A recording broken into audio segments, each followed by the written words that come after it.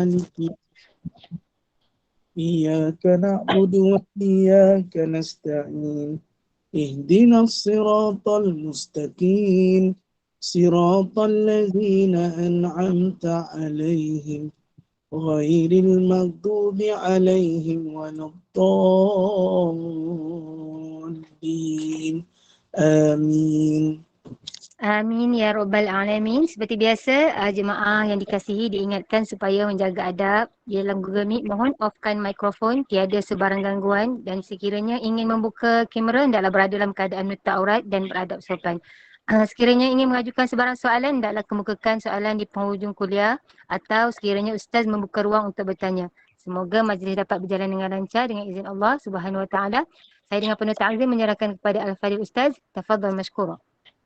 أعوذ بالله من الشيطان الرجيم بسم الله الرحمن الرحيم السلام عليكم ورحمة الله وبركاته الحمد لله رب العالمين والصلاة والسلام على أشرف الأنبياء والمرسلين وعلى آله وصحبه أجمعين سبحانك لا علم لنا إلا ما علمتنا إنك أنت العليم الحكيم رب اشرح لي صدري ويسر لي أمري واحلل عقدة من لساني يفقهوا قولي أما بعد فيا عباد الله اتقوا الله أوصيكم وإياي بتقوى الله فقد فاز المتقون قال الله تعالى في كتابه الكريم أعوذ بالله من الشيطان الرجيم يا أيها الذين آمنوا اتقوا الله حق تقاته ولا تموتن إلا وأنتم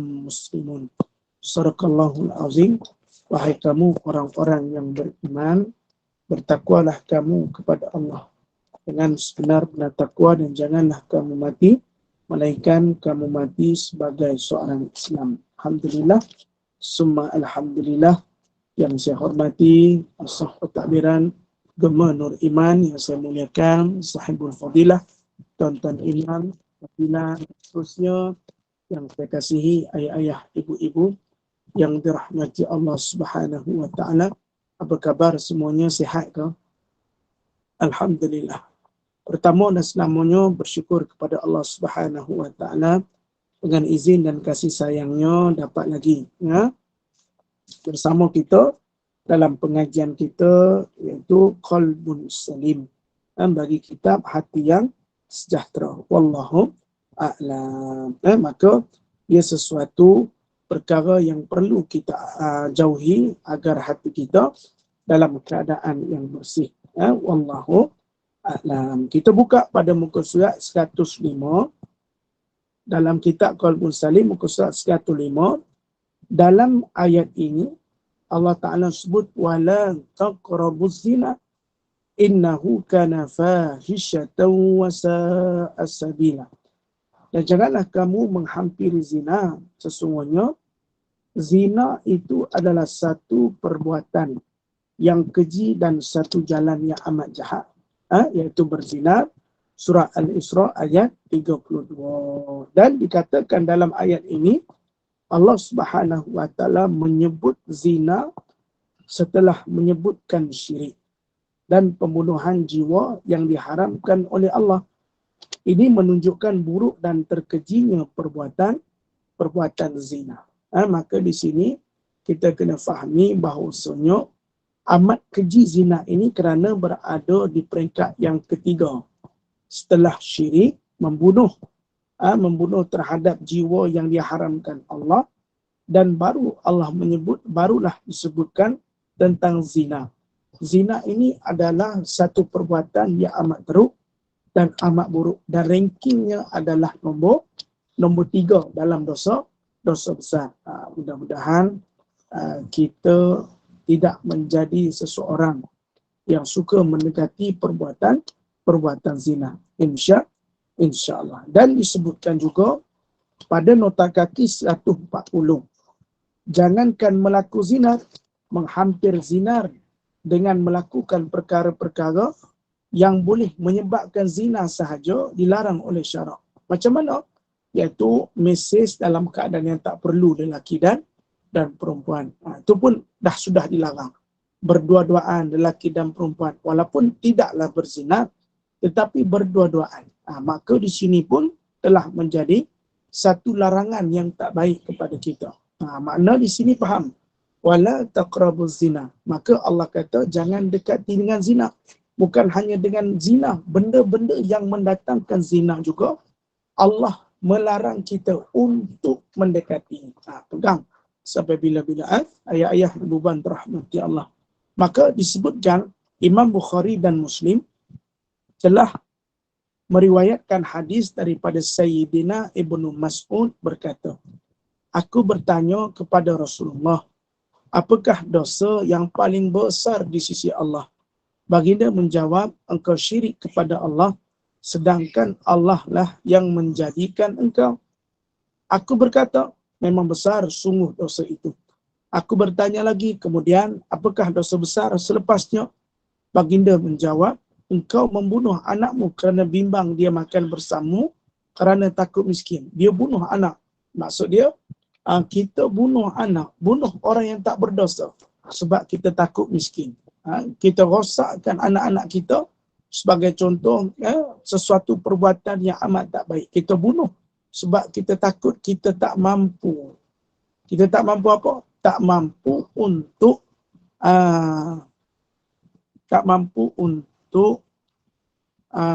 menanggung anak tersebut. Takut kita miskin. Ialah anak kalau ramai, kita nak kena keluar duit banyak. Maka di situ dipesan Nabi SAW, dia kata apa? Bunuh anakmu kerana bimbang dia makan bersamamu kerana takut miskin. Kita buat anak, kita dapat anak tapi kita takut dengan anak tadi, kita jadi miskin. Sedangkan anak itu adalah pembawa rezeki.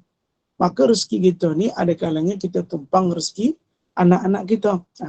Sebab kita jangan khawatir bahawasanya anak-anak yang dilahirkan telah ditetapkan baginya rezeki, ajal dan juga jodoh dalam suatu usianya berada di dalam kandungan. Di sini kita mengambil iktibar bahawasanya sesuatu perkara itu terjadi.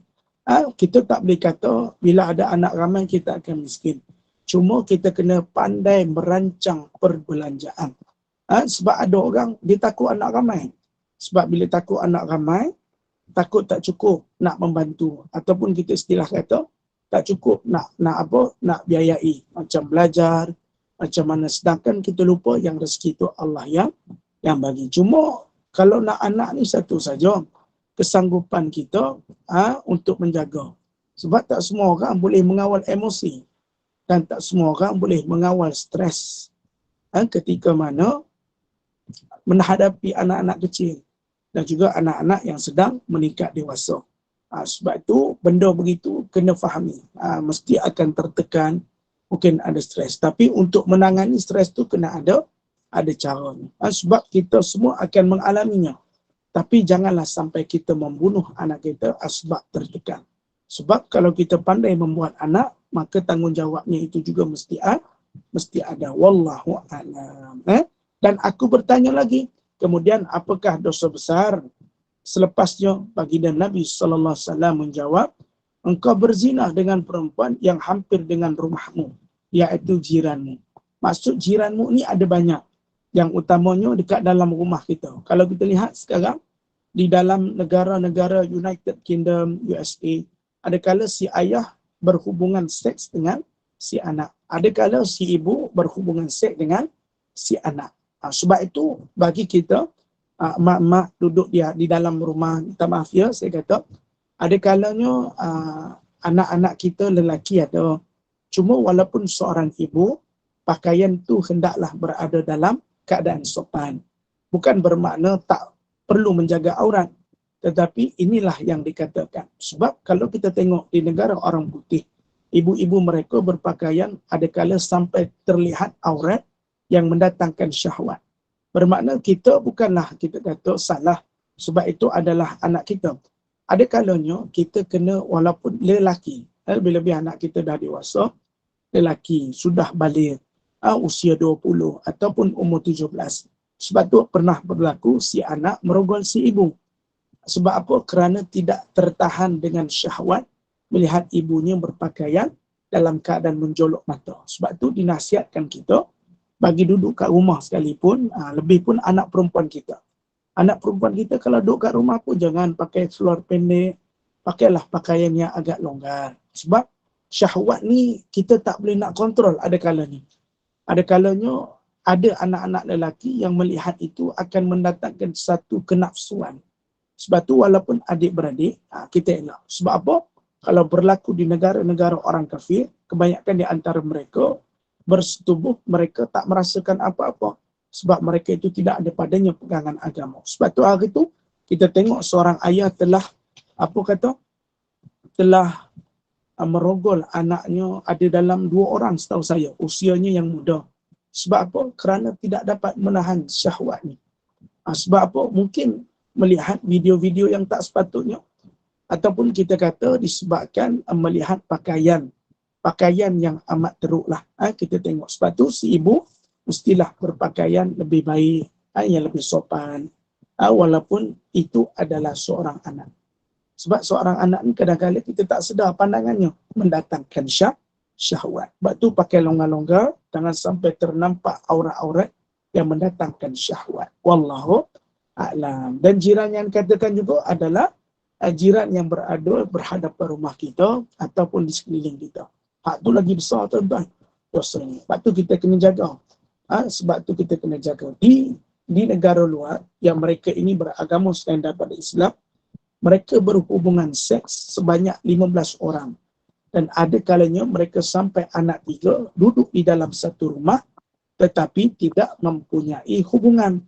Di situ yang paling perlu kita fikirkan. Sebab itu Islam amat-amat melarang duduk satu tempat yang di mana tidak mempunyai hubungan yang sah daripada sisi agama. Kerana ia mendatangkan penzinaan, adakala ia mendatangkan sesuatu yang amat bahaya.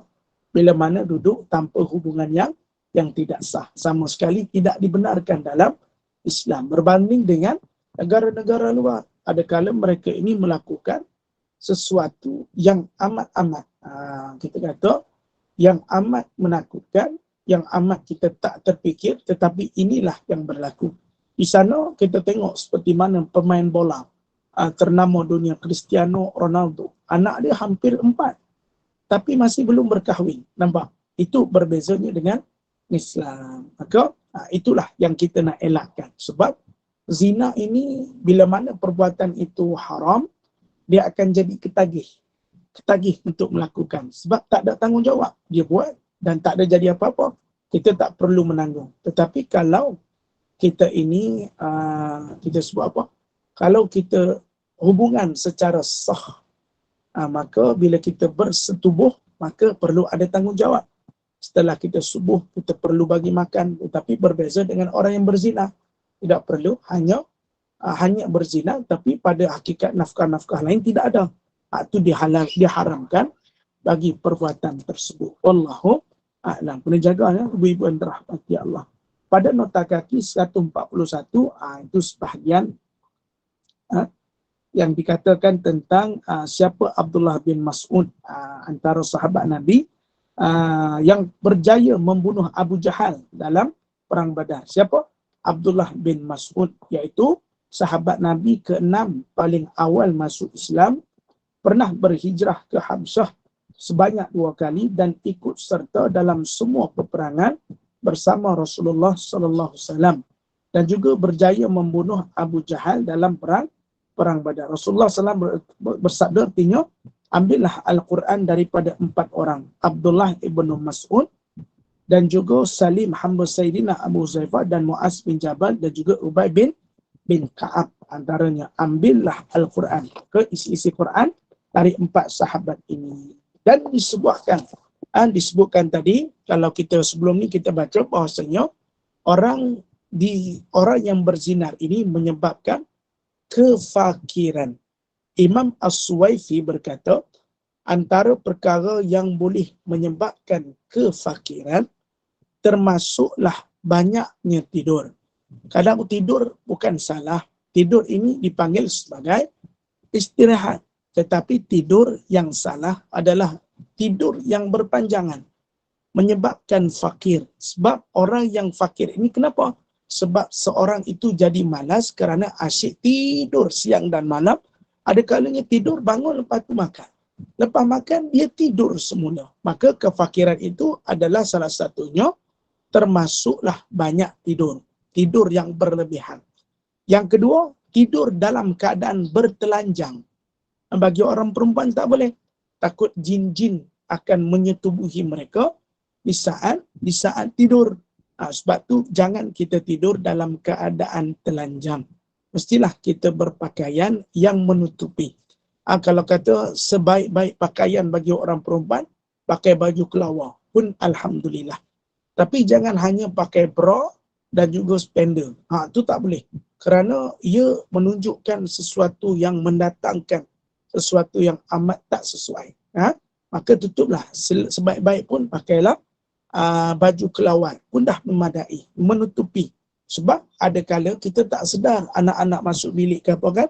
Wallahualam. Tetapi seandainya permintaan suami kita untuk bersama, dia meminta pakaian seperti itu waktu tidur, maka tidak menjadi permasalahan kehendak saat tubuh. Tapi sebaik-baiknya tidur yang dalam keadaan bertelanjang mendatangkan kefakiran. Wallahualam. Dan disebutkan juga, iaitu makan dalam keadaan belum mandi hadas besar.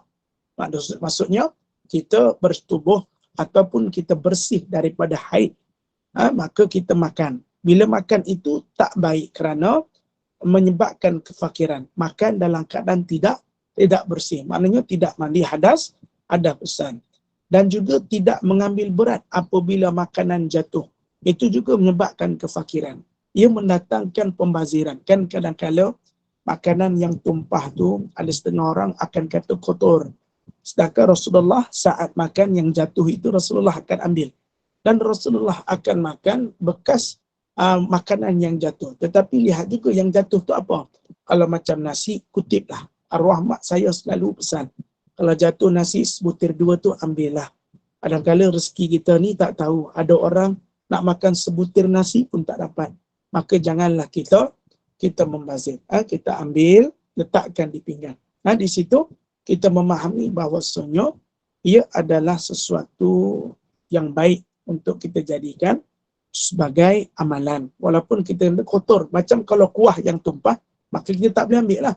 Tetapi ada makanan-makanan yang boleh diambil, selagi mana kita lihat yang bersih, maka boleh kita ambil. Tapi kalau terjatuh di tempat yang kita yakini kotor, maka janganlah ambil. Tapi dalam pemakanan kita, berhati-hati. Kalau kita tengok Rasulullah SAW makan, hatta sekalipun kuah padanya, pinggan itu, Rasulullah bersihkan. Sampai tak tertinggal sedikit sisa pun. Kerana apa kata Nabi SAW? Setiap apa yang kamu tinggalkan setelah kamu makan, ia akan dipersoalkan oleh Allah Subhanahu Wa Taala di hari akhirat. Sebab tu kita jangan, walaupun makanan tu terjatuh hanya sebutir dua, kutiplah. Memang orang kata nampak macam kotor, tapi kita tahu benda tu tak terlalu kotor, ambillah. Kerana sesungguhnya rezeki itu Allah yang berikan. Maka kalau kita tak nak makanan tu jatuh, berhati-hati ketika makan. Jangan menyebabkan padanya pembaziran. Sebab tu kita kena fahami konsep-konsep dalam kehidupan. Sebab tu kalau kita tengok Rasulullah, saat Rasulullah tak suka pada satu makanan, maka Rasulullah akan tinggalkan dan tak berkata apa-apa. Sebab Rasulullah orang yang tidak mencela pada makanan. Allahu Akbar, Allahumma salli ala Sayyidina Muhammad. Inilah Rasulullah, sayangnya Rasulullah pada makanan. Dan disebutkan juga, Ibn Rahmati Allah, antara perkara-perkara yang menyebabkan kefakiran, iaitu membakar kulit bawang merah dan bawang putih. Menyapu dalam rumah pada waktu malam dan juga meninggalkan sampah di dalam rumah. Maknanya ibu-ibu kalau kulit bawang merah dan bawang putih ni kalau dibakar mendatangkan kefakiran. Sebab apa saya tak pasti, saya tak dapat terjemahannya, cuma antara penyebab-penyebabnya. Maka jangan kita bakar, buang sahaja. Dan juga meninggalkan sampah dalam rumah. Maksudnya tinggal sampah tu apa? Sampah tak dibuang. Sebaik-baiknya satu hari sampah yang ada dibuang. Jangan ditinggalkan. Bila sampah itu bertengger ataupun berkumpul, ia akan mendatangkan sesuatu Itu tempatnya syaitan bertinggi. Sebab apa?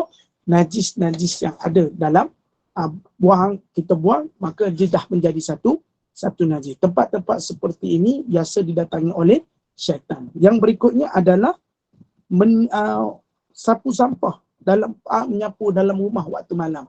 Kita kalau boleh sapu je pada waktu yang last terakhir sebelum maghrib lah. Lepas tu ke anak-anak dah habis makan, kita sapu. Lepas tu kalau ada sedikit-sedikit kan, ada sedikit-sedikit apa orang panggil, sedikit sampah tu, biarlah besok pagi kita buat, akan mendatangkan kefakiran. Ini sebahagian yang disebutkan oleh Imam As-Suwaifi. Dan juga disebutkan, dan berjalan di hadapan para masyaikh. Maksudnya apa? Berdepan. Berjalan, masyaikh ni adalah guru kita. Kalau guru kita, seelok-elok adabnya tidak berjalan di hadapan mereka.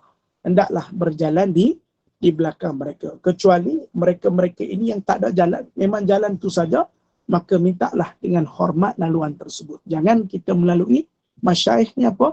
Orang-orang ulama yang dianugerahkan Allah kesalehan mereka. Maka tak boleh kita berjalan di hadapan para masyaikh. Yang berikut, memanggil kedua orang tua dengan nama mereka. Bermaksud di sini apa? Antara punca kefakiran adalah memanggil kedua orang tua dengan nama mereka. Nama mereka ni maksudnya apa? Contoh, kita ada anak Mak Wan dia ada anak, tapi dia panggil Wan Aisyah. Oh, Wan Aisyah. Aku nak makan ni Wan Aisyah. Maka mendatangkan kefakiran. Tak boleh kita memanggil seorang ibu dan ayah dengan namanya. Contoh, saya Zukri. Anak saya 3 orang. Dia panggil Zukri. Oh Zukri, aku nak duit belanja. Kerana hilangnya adab bagi seorang anak kepada kedua ibu bapa. Tak boleh panggil nama. Menyebabkan kefakiran. Dan yang berikutnya, mencuci tangan dengan tanah tanpa sebab. Kalau kita memegang sesuatu najis yang dipanggil najis mukhallazah, najis yang berat, maka dibasuh dengan air tanah. Bukan dibasuh dengan tanah. Faham? Air tanah sebanyak 7 kali basuhan bagi najis mukhallazah. Tapi yang ini disebutkan oleh ulama yang menyebabkan kefakiran, mencuci tangan dengan tanah.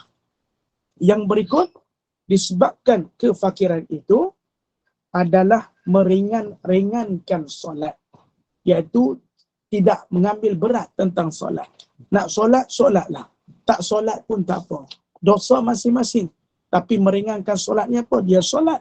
Tetapi di hujung-hujung waktu solat. Sengaja dilewat-lewatkan. Hak ni juga menyebabkan kefakiran. Dan yang berikutnya, menjahit pakaian yang sedang dipakai di tubuh sendiri. Ni baju, antara punca kefakiran. Ni baju, lepas tu orang tu jahit saat kita pakai baju tu. Maka punca kepada kefakiran. Yang berikutnya, tergesa-gesa keluar menuju ke masjid. Makna pergi ke masjid dalam keadaan tidak penuh ketenangan, tetapi tergesa-gesa, yang fakir dimasukkan. Yang berikut, pergi awal pagi ke pasar dan lambat ketika balik daripada pasar. Maksudnya apa? Pergi awal, balik lambat. Maka tidak ada yang bermanfaat. Kalau tidak lain tidak bukan, kalau kita masuk awal, keluar lambat, maka kita memilih itu dalam keadaan jumlah yang banyak sampai mendatangkan pembaziran. Tidak membasuh pinggan dan mangkuk. Ini juga menyebabkan kefakiran. Sebahagian ulama kata, dan juga disebutkan membeli roti yang terpotong daripada orang fakir yang meminta. Roti satu, tapi mengambil setengah daripada orang fakir yang meminta. Dan juga disebutkan memadam api dengan meniup. Pun sama. Menyebabkan kefakiran. Sebahagian pendapat, kata Imam As-Suwaifi, tiup api. Api tu macam kita buat lilin. Lilin kita tiup. Mencup pada kefakiran. Menulis dengan pen yang ma'akut. Ma'akut ni maksudnya apa? Saya lupa. Dan juga bersikat dengan sikat rambut yang patah. Dia sikat, tapi sikat rambut tu patah. Maka menyebabkan kefakiran.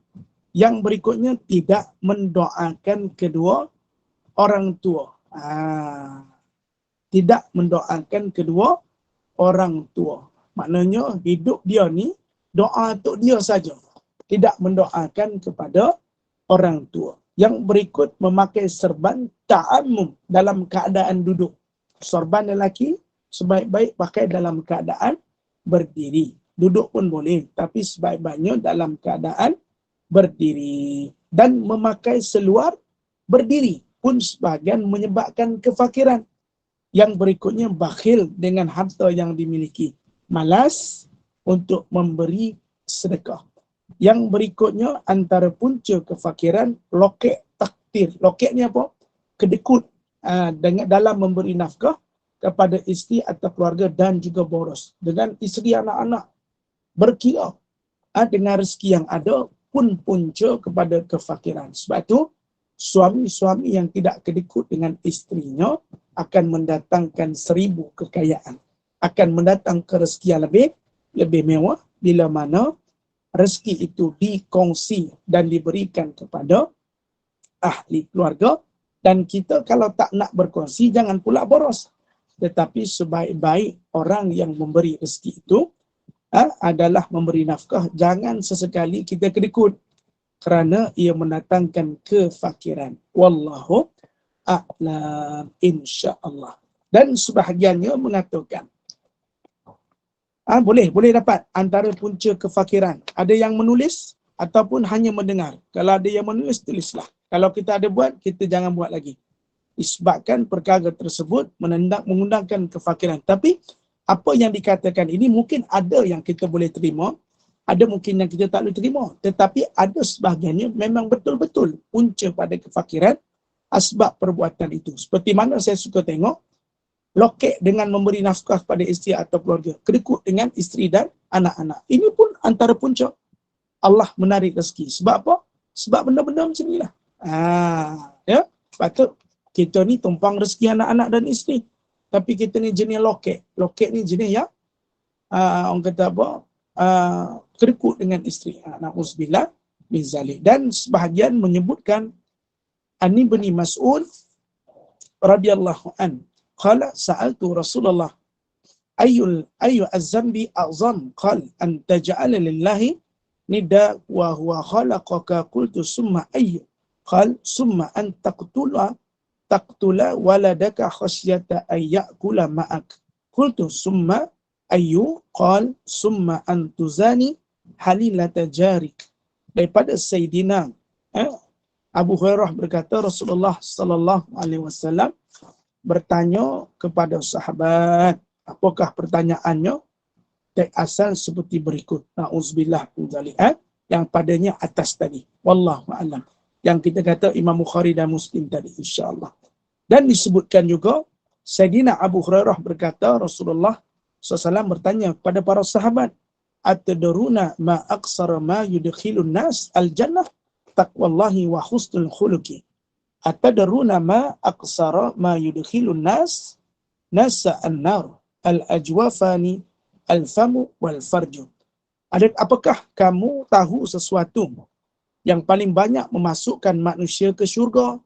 Maka kata Nabi SAW, takwa kepada Allah dan juga akhlak yang baik. Apakah kamu tahu sesuatu yang paling banyak memasukkan manusia ke dalam neraka?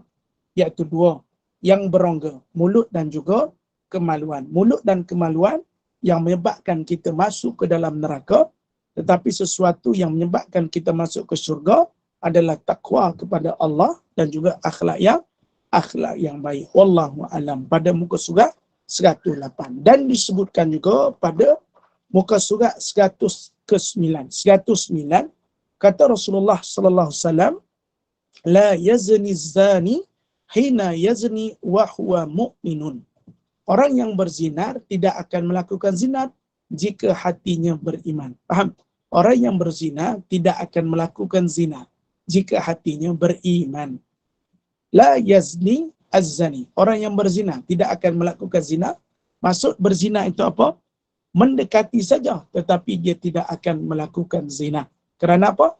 hatinya penuh keimanan. Walaupun berkehendak, tetapi ia tetap menjauhkan kerana takutnya kepada Allah Subhanahu wa taala. Daripada Sayyidina Abu Hurairah berkata, Rasulullah SAW berkata, "Man zana aw syaribal khamra naza'allahu minhul iman kama yaj'alul insanu al-qamisa min ra'sihi." Sesiapa yang berzinar atau minum arak, Allah akan mencabut keimanan daripadanya seperti mana seseorang melepaskan bajunya daripada kepalanya. Terus tercabut asbab daripada minum arak dan berzina. Cabut iman tu melalui kepalanya seperti mana baju yang dikeluarkan. Maka tercabut terus, tak ada tinggal sikit pun. Inilah bahana bagi orang yang berzina. Tambih, zina yang paling buruk dan paling keji. Zina yang paling buruk dan paling keji adalah berzinar dengan emak, anak, adik-beradik atau mahramnya sendiri. Ini yang berlaku di negara orang putih. Mereka berzinar dengan adik-beradik, mereka berzinar dengan emak dan juga anak, dan kadang-kadang mahramnya sendiri. Mahramnya apa? Maksudnya yang boleh disentuh. Maksudnya ia adalah sesuatu yang amat buruk. Masya Allah, tabarakallah. Maka ini yang kita kata paling buruk sekali. Buat dengan anak, dengan emak, adik-beradik atau mahram. Tapi inilah kejadian yang berlaku di luar negara. Yang mana mereka ini berzinar dengan adik, ada kala dengan abang, ada kala dengan mak tiri, ada dengan anak tiri. Sebab tu saya kata, pakaian di rumah juga perlu dijaga sesuatu yang baik. Cuma zaman masa kini sociality kita. Kalau kita tengok, menyebabkan ada kegairahan untuk melakukan hubungan di antara adik-beradik. Sebab apa? Melihat video-video yang mana mereka membuat sesuatu dalam keadaan mereka sendiri adalah hubungan adik-beradik. Terjerumus, terpedaya dengan video-video seperti itu. Allahumma salli ala Sayyidina Muhammad. Ini yang kita kata, yang saya sebut, paling keji sekali zina adalah dengan adik-beradik, anak, emak, ayah ataupun mahramnya sendiri. Rasulullah kata dalam sebuah hadis, "Man waqa'a ala zatil mahrami faqtuluh." Sesiapa yang berzina dengan mahramnya, maka bunuhlah dia. Allahumma salli ala Sayyidina. Nabi tegah, bunuhlah dia. Jangan bagi muka, bunuh terus. Pancung kau tapi mesti bunuh dia dengan mahram. Na'udzubillah min zalik. Wallahu a'lam. Lepas tu kita kalau lepaskan talak satu dengan isteri kita, maka kita duduk dalam satu rumah, masih menanggung selama 3 kali suci, makan dan minumnya. Cuma tak boleh bersetubuh. Faham? Melainkan setelah dirujuk. Wallahu a'lam. Maka sebahagian ulama juga menyebutkan tentang hukuman orang yang berzina. Az-zaniyatu waz-zani fajlidu kulla wahidin minhuma mi'ata jaldah wala ta'khuzkum bihima ra'fatun fi dinillah in kuntum tu'minuna billahi wal yaumil akhir wal yashhad azabahuma ta'ifatun minal mu'minin. Perempuan yang berzinar dan lelaki berzinar, kata Allah dalam Quran, hendaklah kamu sebat tiap-tiap seorang dari keduanya, dalam surah An-Nur ayat kedua. Apa kata Allah? Perempuan yang berzina dan lelaki yang berzina, hendaklah kamu sebat tiap-tiap seorang daripada keduanya 100 kali sebat. Dan janganlah kamu dipengaruhi oleh perasaan belas kasihan terhadap keduanya dalam menjalankan agama Allah. Jangan ada belas kasihan. Sebab perbuatan ini adalah satu tuntutan daripada Allah. Jangan kata tak apalah kita lepaskanlah, manusia tak pernah masalah. Tak, zinar ini satu keteguhan yang amat besar. Dan Allah yang perintah pada kita supaya apa? Supaya disebat baginya 100. Di mana? Di bahagian belakangnya, ya mak. Di belakang tulang belakang ni, dekat belakang ni, dipukul sebanyak 100 kali. Pukulan itu tak seperti mana orang dekat penjara yang angkat tangan sepuk, tapi dipukul dalam keadaan memukulnya dalam keadaan angkat sebahagian saja dalam kitab Fiqh min Hajib dan dirotan pada belakangnya. Dan jangan ada rasa belas kasihan, sebab mereka melakukan sesuatu yang buruk. Sebab itu kata Nabi, saat ada orang mencuri, Nabi kata dipotong akan tangannya. Kata Nabi, seandainya yang mencuri itu adalah anakku sendiri, Fatimah sekalipun, akan aku potong tangannya. Makna dalam bab agama, sesuatu benda yang telah sahih terbukti, tidak ada toleransi. InsyaAllah. Wallahu a'lam. Jika benar kamu beriman kepada Allah dan akhirat, dan hendaklah disaksikan hukuman seksa yang dikenakan kepada mereka itu oleh sekumpulan daripada orang yang beriman. Dibuatkan kepada mereka, ditunjukkan perkara-perkara tersebut di hadapan. Sebab itu kalau di negara Saudi, negara-negara yang melaksanakan hukum hudud, mereka akan melakukan hukuman tersebut di hadapan depan-depan orang. Di hadapan orang, maka ia sesuatu yang perlu dilakukan bagi takut kepada mereka untuk melakukan zina. Apa katanya? Hukuman sebatan sebanyak 100 kali ini adalah untuk lelaki dan perempuan yang berzina, yang belum berkahwin, ghair muhsani. Maksudnya ghairu muhsan. Disebutkan, tetapi bagi yang telah ada isteri atau bersuami atau pernah berkahwin, muhsan nama dia, muhsan. Kedua-duanya direjam dengan batu sehingga mati, sekiranya mencukupi baginya 4 saksi.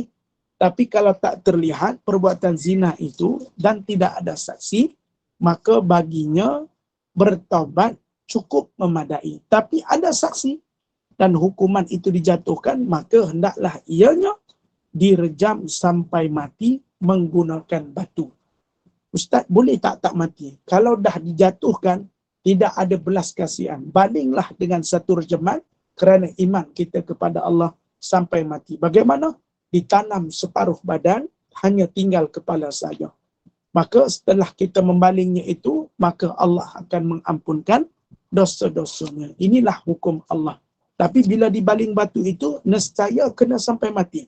Pernah saya lihat, bahasanya diangkat mukanya melihat kalau masih hidup akan terus-terus dibaling batu tersebut sampailah ianya mati. Kenapa?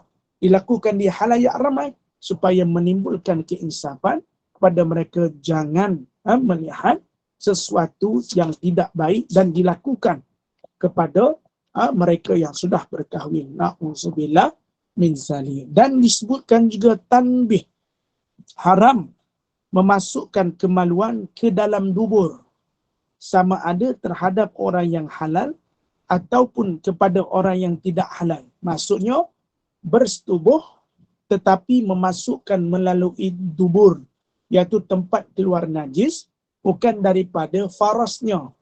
Di sini kena faham, faras yang disediakan Allah untuk nikmat berjima', tetapi dimasukkan pula melalui dubur, tempat keluarnya najis, maka hukumnya halal, haram.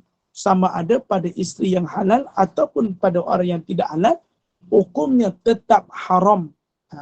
Sebab lubang itu dilakukan untuk membuang air besar, bukan untuk dimasukkan padanya kemaluan. Ia disebut sebagai liwat, dan orang yang melakukannya adalah terlaknat, jauh daripada rahmat Allah. Apa katanya Nabi SAW?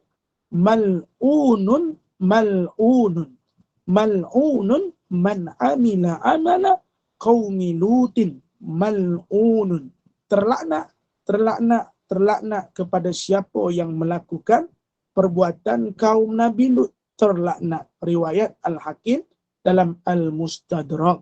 Yang kaum Nabi Lut ni ada sebagian hubungan songsang, lelaki dan lelaki. Sebab itu tidak ada lubangnya, maka digunakan pada lubang duburnya. Maka tu Nabi kata mal'unun, mal'unun, mal'unun. Siapa yang meninggal dalam keadaan mereka itu melakukan kaum Nabi Lut punya sifat, maka akan ditempatkan baginya tempat kaum Nabi Lut saat meninggal dunia. Na'udzubillah min zalik. Dan Rasulullah kata apa? Mal'unun man ata amra'atahu fi duburiha. Terlaknat kepada sesiapa yang menggauli isterinya melalui duburnya. Okey, ibu yang terahmati Allah, dengar molek. Kalau kita tengok sekarang, saya pernah berjumpa dengan kaunselor rumah tangga. Kaunselor rumah tangga, kebanyakan suami-suami yang telah lama berkahwin, yang mempunyai jumlah anak yang lebih daripada 4 dan 5, kebanyakan di antara mereka ada sifat yang amat-amat bahaya, iaitu keinginan berjima melalui dubur. Dengar, saya menjumpa satu kaunselor namanya Fazli. Dia seorang kaunselor lah, dia cerita dengan saya. Dia kata apa? Kebanyakan lelaki sekarang yang sudah lama berkahwin, yang sudah mempunyai anak yang agak jumlah ramai dalam 3 ke 4 orang, yang mana isteri mereka tidak menjaga akan faras mereka. Maka faras yang tak dijaga, mungkin keadaannya semakin membesar sebab melahirkan anak. Sebab itu, kepuasan bagi seorang lelaki itu hilang kerana kawasan disebut telah menjadi agak besar. Maka kata kaunselor itu dengan saya bahawasanya disebabkan itu mereka berkehendak melakukan melalui dubur sebab ingin merasai kenikmatan saat berjima. Dengar sini, pada orang lelaki, sebagaimana kita fahami, yang berlaku kepada faras isteri kita disebabkan melahir zuriat kita. Jangan sampai kita melakukan sesuatu terkutuk asbab kesyahwatan kita yang kita ikuti. Masya Allah, tabarakallah. Sebab itu juga dinasihatkan bagi wanita-wanita juga, kita tak boleh nak mengharapkan sesuatu yang best daripada mereka untuk penjagaan. Kalau suami pun tidak mengerti apa jua pengorbanan, maka di sini kena faham dalam segi agama itu saja. Sebab ini terjadi, ini antara yang dikongsikan kepada saya. Suami berkehendak melalui dubur, salah mengikut Islam, dan wajib kita tak taat atas kehendak suami. Jelas tak? Dia kata, Ustaz, suami saya kena taat. Tak. Kalau melalui sesuatu, kan Allah kata, sekalipun mak ayah kita menyuruh sesuatu perkara yang musyrik ataupun yang melanggar pada syarak, tak wajib kita taat. Perkataan berbuat melalui dubur adalah sesuatu yang haram, maka tak wajib kita taat. Boleh tak kita laporkan? Boleh kepada pejabat agama untuk mendapatkan nasihat. Itu sahaja. Tapi diugut pula Ustaz untuk bercerai. Bawa kes ini ke pejabat agama, ternyata akan disalahkan suami kita kerana berkehendak daripada duburnya. Na'udzubillah min zalik. Faham? Jelas? Jelas ya? Jelas. Alhamdulillah. Baik. Dan disebutkan juga, disebabkan itu, perkara tersebut menjadikan sesuatu perkara yang perlu kita cegah, supaya kita fahami apa yang dikatakan bahayanya memasuki kemaluan ke dalam dubur isteri. Isteri pun kena bertegas. Jangan pula dia ugut Ustaz nak bercerai, kena tegas dalam agama. Jangan disebabkan syahwat suami kita hulur saja dubur kita, maka ia menjadikan sesuatu yang amat sakit. Banyak wanita-wanita yang masuk ke hospital sebab diduburi bahagian kemaluannya, bahagian duburnya dengan suami. Terjadi. Ini memang nampak bukan ada. Kalau kita tengok dalam kaunselor rumah tangga yang saya jumpa, dia cerita dengan saya. Sebab tu, kena berhati-hati. Wallahu a'lam. Dan sikit lagi sambung. Tanda kemusnahan umat dan dekatnya kiamat, Rasulullah SAW sabda, "Walladhi nafsi biyadihi la tafna hadhil ummatu hatta yakuma ar-rajulu ilal mamra'ati fayaftari syaha fit tariqa fayakunu khiyaruhum yawma idzin man yaqulu law waraitaha wara'a hadzal haiti wara'a hadzal haiti." Demi jiwaku berada di dalam kekuasaannya, tidak akan hancur umat ini sehinggalah lelaki datang kepada perempuan lalu dia melakukan zina di jalan. Orang yang paling baik antara mereka ketika itu adalah orang yang berkata, lebih baik sekiranya kamu menutupinya di belakang tembok ini daripada melakukan secara terang-terangan begini. Akan berlaku dekatnya kiamat, kemusnahan umat buat jima ataupun setubuh ketika mana di jalan orang ramai, istilah mudah dalam keadaan publik. Na'udzubillah min zalik. Kita berhenti takat tu dulu. Nanti kita akan masuk dalam tajuk kaedah menjauhkan perbuatan zina barulah kita akan masuk dalam bab fasal tangan dan juga kaki. Insya-Allah. Okey, Amnira, mungkin kita nak buka soalan kepada yang nak bertanya. Silakan, siapa yang nak bertanya? Ada sebarang kemusykilan?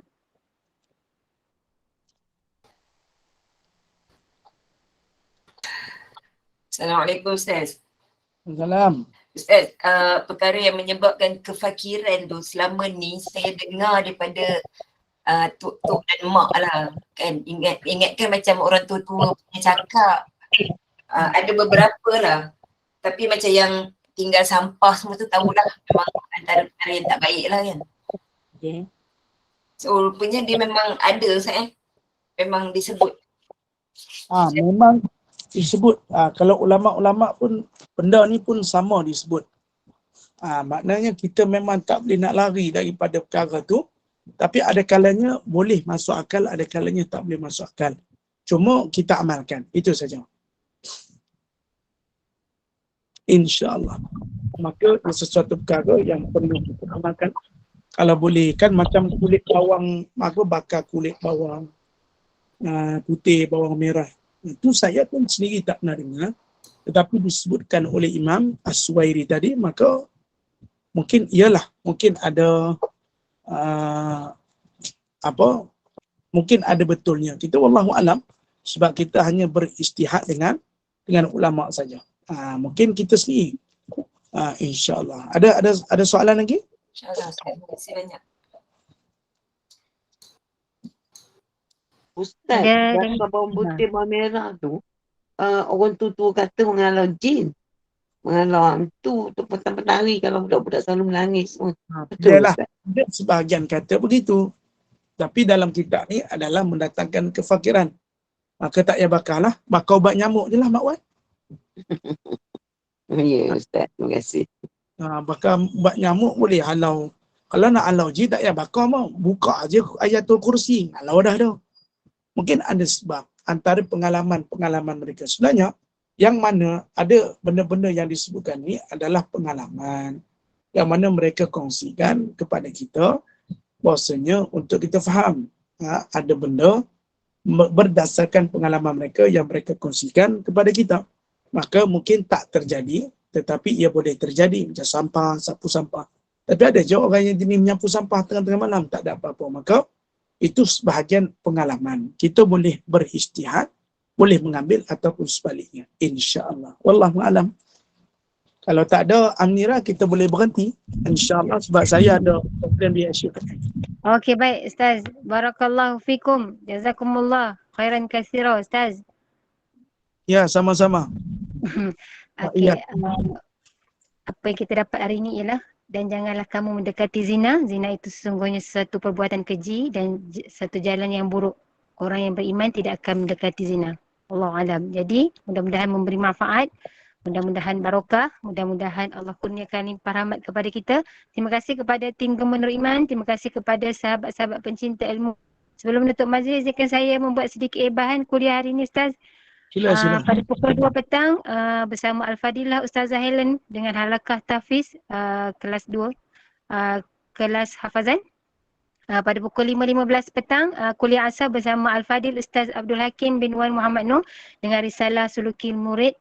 Pada pukul 8 malam kuliah maghrib kita bersama dengan Al-Fadil Ustaz Meja Muhammad Naim bin Haji Ahmad Al-Hafiz dengan kitab Muhimmah Al-Mawa'iz Al-Badi'ah. Pada pukul 9 malam kuliah Isyak bersama Ustazah Humairah binti Muhammad Saleh dengan tahsin Al-Quran. Dan kuliah akhir kita pada pukul 9.15 malam kuliah Isyak bersama Al-Fadilah Ustazah Wanjah Senapi dengan kitab Bila Hati Mati. Jadi teruskanlah bersama-sama dengan Gemenur Iman dengan kuliah-kuliah yang telah disediakan. Semoga memberi manfaat kepada kita di dunia dan juga di akhirat. Yang ini saya mohon maaf sekiranya ada sebarang kekurangan dan kesilapan. Yang baik itu datang dari Allah, yang tidak baik itu dan kelemahan itu datang daripada saya sendiri. Kita tangguh kuliah kita. Sebelum menutup majlis, mohon sekali lagi Al-Fadil Ustaz untuk membacakan tasbih kifarah dan suratul As. Saya sudahi dengan wabillahi taufiq wa hidayah. Wassalamualaikum warahmatullahi wabarakatuh. Subhanallah wa bihamdihi, subhanallahil azim. Asyhadu an la ilaha illa anta astaghfiruka wa atubu ilaih. Bismillahirrahmanirrahim. Wal 'asr innal insana lafi khusr illa alladhina amanu wa 'amilus solihati wa tawasaw bil haqq wa tawasaw bis sabr. Wabillahi taufiq wal hidayah. Assalamualaikum warahmatullahi wabarakatuh. Terima kasih semua. Jumpa lagi besok. Terima kasih Ustaz. Terima kasih. Terima kasih Ustaz. Terima kasih Ustaz. InsyaAllah. Terima kasih Ustaz. Assalamualaikum Ustaz semua. Terima kasih Ustaz. Terima kasih semua. Assalamualaikum. Waalaikumsalam warahmatullahi. Ustaz, Assalamualaikum warahmatullahi wabarakatuh. Waalaikumsalam Mak Jah. Ustaz dah keluar tu. Salam. Dengar suara khas ni. Ada khas Ustaz ni. dia nak Okay, cepat Assalamualaikum tu. semua. Waalaikumsalam. Ini ada suara khas. Khas. Apa khas-khas? Suara ke asna ya. Ada ke? Tak ada, tak perasan pula. Macam suara khas tu. Tak khas yang bukan Asnas. tak khas kawan lah. Yang kemaman ni. Hasnah. Lama Hasnah tak masuk. Lama tak dengar suara dia. Dia bercuti ya. Demam ke mana ke? Ke Hari pergi tu mana macam ke? dia nak pergi bercuti. Ya ke? Takut dia bercuti. Tadi tu dengar macam suara dia. Kita dengar suara dia. Kak Ina dah masak ke? Baru nak pergi dapur. Ni, masak ke ni kita baca al-Mulk je. Itu pasal sementara masak baca al-Mulk, sementara duduk baca al-Mulk. Subhanallah. Doakan mudah-mudahan kami lepas ni hafazan ni. Bunda Wan, Bunda No. InsyaAllah. Terima kasih banyak semua. Terima kasih Bunda, terima kasih Mira, terima kasih semua. Ya. Assalamualaikum. Jumpa nanti juga. Ya insyaAllah. Amira ini dia minta permohonan mengebahkan rancangan bukan main garang lagi. Ustaz, lepas ni nak Dia nervous Fazan tu, dia dah bawa lagi nervous. Sabar je. izinkan, minta izin tapi kemarin lagi nak mengebahkan rancangan. Boy dah. Tegas tu suara dia nanti. Sabar je. Sebab Ustaz kata, Hari ni perasan tak Ustaz Din Junuh pun baca Yasin Laju hari ni. cepatlah tu. Semasa kerja ada hair tu. Yasin Laju dia tak baca laju macam tu. Hari ni Sama laju. dia Berkejauh Hari. nak pergi jumpa Agung. Hmm? Semua berkejauh nak pergi jumpa Agung. Nak tengok ni. Jawatan kosong PM. Kalau lah boleh Agung nak jumpa kita. Minta diri dulu ya. Assalamualaikum. Ya silakan. Waalaikumsalam. Terima kasih semua. Assalamualaikum warahmatullahi wabarakatuh.